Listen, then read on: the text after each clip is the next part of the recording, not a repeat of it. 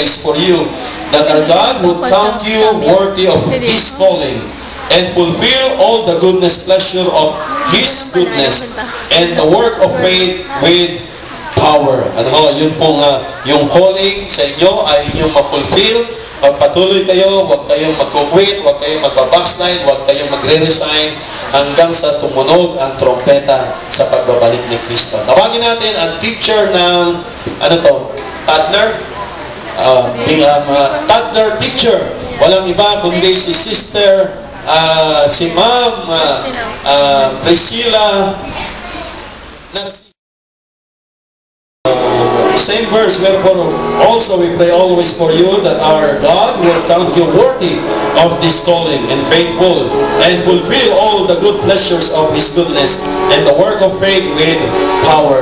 Ito po ay teacher ng mga toddlers. Siya po ay nanay na, pero kahit na siya po ay mother ng isang malaking anak, mabigat at malaki, pero na ang puso niya ay nasa pagtuturo pa rin sa mga bata. Nais ko, tawagin natin at pasalamatan Sister Cathy Martinez.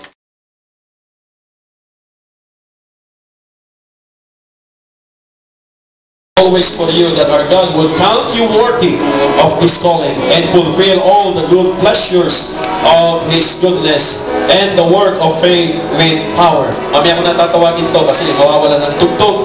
Ito po, teacher ng juniors. Siya po ay working. At the same time, ay kanyang puso ay nasa ministry sa pagtuturo. Kahit siya may trabaho, siya nagtuturo pa rin sa mga bata. Si Sister Grace Ramos. Sister Grace Ramos.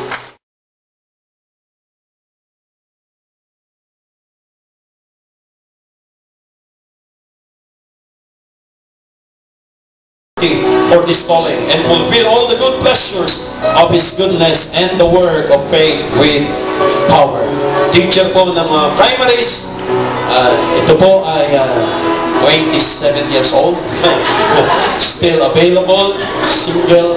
Ayan. Lumaki sa Sunday school, ngayon Sunday school teacher na. Okay, Sister Christine Santiago.